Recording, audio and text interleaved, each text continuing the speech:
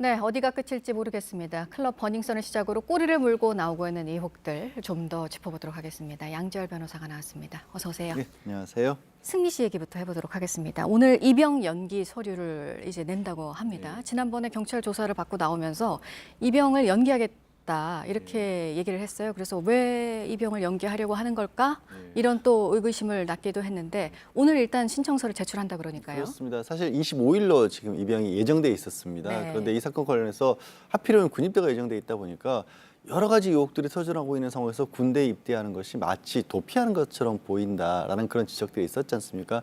물론 그 이후에도 경찰에서는 설령 군입대를 하더라도 군 헌병대와 공조수사를 통해서 지장을 없도록 하겠도록 밝혔습니다만 여론이 굉장히 따가웠거든요. 그리고 현실적으로 뭐 훈련을 받는다거나 아니면 부대 이동 등에 있어서 수사가 어려울 것은 뭐 예상될 수 있는 바이기 때문에 네. 그 부분에 대한 어떤 지적을 피하기 위해서 승리 씨가 자발적으로 입대 연기 신청을 하겠다고 했고 지금 군징병역법상에 예외 조항이 있긴 했습니다. 뭐 부득이한 사유로 인한 경우에도 입영 연기가 될 수 있다라고 하고 또 검토를 해봐야겠지만 수사를 이유로 입영 연기가 됐던 사례가 있긴 합니다. 그렇기 때문에 국방부에서도 이 국민적인 어떤 관심이 끌려 있는 사안이기 때문에 입영 연기를 받아들일 가능성도 저는 높다라고 봅니다. 네, 받아들일 가능성이 높다.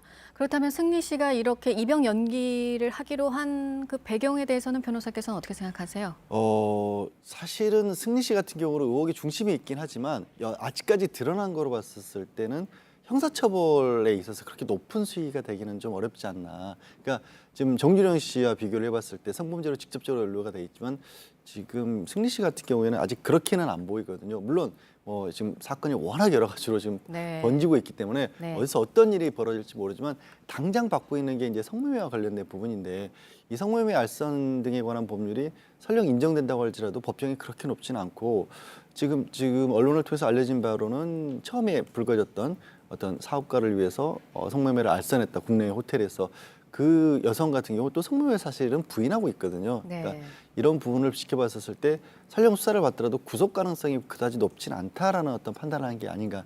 기왕이 구속 가능성이 높지도 않은데 여기서 군 입대를 하게 될 경우 여론이 오히려 더 따가울 것이기 때문에 그런 부분에 좀 판단한 게 아닌가 싶습니다. 네, 그리고 이어서 이제 가수 정준영 씨 불법 동영상을 촬영하고 유포한 혐의를 받고 네. 있습니다. 지난주 말부터 계속 이 얘기가 나왔어요. 곧 구속영장 경찰이 신청할 것이다.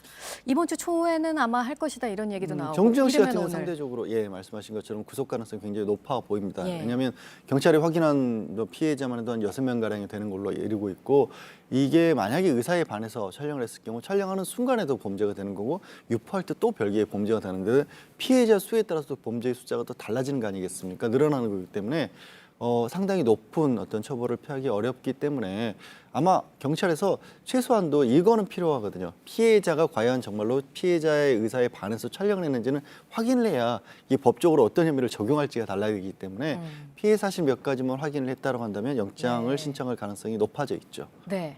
지금 뭐 정준영 씨의 휴대폰 그 카톡 내용으로 여러 가지가 나오고 있습니다. 막 자고 일어나면은 연루된 사람들이 막 나오니까요. 네, 그렇습니다. 주말에는 뭐 차태현 씨, 김준호 씨도 그렇고 수백만 네. 원대 골프 내기 의혹을 했다는 의혹도 있고요. 네. 화약고라는 얘기가 나오고 있습니다. 그럴 수밖에 없을 것 같아요. 처음 공개된 거는 뭐 승리 씨에 관해서 수사를 하다가 이 부분이 번지면서 정준영 씨가 이 단체 대화방 부분을 봐게 됐고 정준영 씨가 속해 있는 단체 대화방이 여기 한 군데뿐은 아니었다는 지금 이제 말씀하신 차태현 씨 같은 경우도 이제 KBS 예능 프로그램 그 멤버들이 모여 있는 단체 대화방에서 이 내용이 나온 걸로 보이는데 어떤 얘기가 있는지 또 모르고 또 기존에 공개된 데에서도 정준영 씨 말고 다른 멤버들도 정준영 씨와 비슷하게 어떤 카메라를 이용한 불법 촬영을 했다라는 그런 얘기가 이미 알려져 있지 않습니까? 그 부분에 대한 수사도 추가적으로 필요할 것으로 보이고 정준영 씨가 지금 휴대전화를 사용하던 것을 3대를 제출을 했죠. 기존에 사용하던 한 2주 전까지 쓰던 거 그리고 2주 최근에 새롭게 바꾸었던 거 그리고 이른바 황금폰이라고 불리는 여성들의 연락처가 또 따로 저장되어 있는 그런 부분을 또 제출했기 때문에 네. 그거의 분석 결과에 따라서 추가 혐의가 누구에게 어떤 식으로 드러날지는 아무도 지금 예단하기 어려운 상황입니다. 네. 그런데 역시나 이 클럽 버닝썬 사건과 관련해서 지금 국민들이 가장 분노하고 있는 건 이 클럽과 경찰과의 유착 의혹 아니겠습니까? 네, 그렇습니다. 최종훈 씨가 이제 20여 시간 동안 경찰 21 조사를 시간을 받고 돌아갔습니다. 네. 뭐 음주운전을 무마하기 위해서 경찰에 청탁을 했다. 거기에 대해서 근데 부인을 하더라고요. 나오면서. 그러니까 최정훈 씨 같은 경우는 사실은 본인이 직접적으로 이거를 경찰에게 청탁한 것은 아니고 지금 유모 씨라고 하는 유리홀딩스 대표에게 얘기를 해서 그 대표가 아마 경찰을 통해서 이제 해결을 해줬을 것이기 때문에 이 부분이 이제 최정훈 씨가 직접적으로 알기는 어렵죠. 물론 간접적으로 누구의 일을 통해서 했다라고 들어볼 수 있는데, 근데 지금 짐작해 볼 수 있는 게 지금까지 알려진 사람은 경찰 쪽에서 이제 윤모 총경이라는 사람이 알려졌지 않습니까? 당시에 네. 강남경찰서에서 근무를 했었고 뭐 승리 씨라든가 정유정 씨와도 뭐 자리를 같이 했다. 이렇게 네. 정리 씨가 아니라 유리 씨, 윤모 대표하고. 그런데 이 사건은 또 좀 특이한 게요. 이 강남경찰서에서 벌어진 일이 아니에요. 강남경찰서 관에서 벌어진 게 아니고 이태원 쪽에서 음주운전을 하다 적발이 됐어요. 그러면 강남경찰서에서 재직하고 있었던 그 뭐 높은 자리에 있었다 할지라도 형사과에 있었다 할지라도 이태원 쪽에서 벌어진 사건을 직접적으로 무마하기는 좀 어렵거든요. 상식적으로 비춰봤었을 때. 그러면 또 다른 경찰이 연루된 건 아닌가 하는 생각을 해볼 수가 있는 거죠. 최정원 씨 관련해서는. 네. 그렇기 때문에 이 부분에 대한 수사는 앞으로 추가적으로 해야 될 상황입니다. 네, 그래서 뭐 음주를 그 당시에 단속했던 경찰관이라든가 또 네. 조사를 받을 것으로 당연히 보이고. 그렇게 해야 될 것이죠. 네, 지금 보면은 경찰총장으로 그 대화방에서 지칭이 된 윤모 총경이 있고요. 네. 구속된 또 강모 전직 경찰관이 경찰관. 있고, 예. 그리고 현직 경찰관으로 또 피의자로 입건이 된 또 사람도 있고, 예. 여러 명이 등장합니다. 예, 경찰들이. 그렇습니다. 이제 네. 가장 최근에 입건된 게 이제 아직은 이제 불구속 상태이고 입건만 한 거죠. 수사를 제대로 하겠다라는 건데, 이 김모 씨 같은 경우가 당시에 버닝썬에 미성년자가 출입했었을 때 미성년자 출입 사건을 담당했던 경찰로 지금 알려져 있죠. 미성년자가 출입했고 신고가 들어가는데도 불구하고 사실은 과징금을 매기는 것에 그치질 않고 이곳이 거의 한 달가량은 상식적으로 영업 정지가 돼야 되는 그런 사건이든 이게 범죄의 중대성을 떠나서 미성년자 출입 자체가 아주 엄격하게 다뤄지기 때문인데, 이상하게도 알려진 바처럼 그냥 불기소가 되면서 아무런 제재를 받지 않았단 말이에요. 그 역할을 했던 게 결국에는 담당 경찰관이 김 씨였고, 그러면 김 씨를 왜 그렇게 처리를 했었을까? 네. 그 부분을 밝혀내는 게 이제 유착을 풀어내는 첫 골이죠. 그리고 말씀하신 전직 경찰관 강모 씨 같은 경우에는 그 버닝썬 클럽 대표로부터 2천만 원 가량을 전달을 받고 이 사건을 해결해주기 위해서 나섰던 것으로 알려졌는데, 돈이 이 씨에게서 이 강모 전직 경찰관에 흘러간 것까지는 어느 정도 밝혀진 것 같아요. 하지만 그 돈을 과연 이 전직 경찰관이 누구에게 어떻게 사용을 했느냐는 아직까지 드러나지 않았기 때문에 그 부분은 구속해서 수사를 하고 있는 겁니다. 네. 그러니까 사건들이 왜 부실하게 처리됐느냐, 누군가의 부탁이 있었느냐, 금품이 오고 갔느냐, 이 네. 부분은 이제 경찰이 이제 그렇습니다. 집중적으로 그게 이제 가장 집중해야 될 네, 부분이죠. 보게 될 겁니다.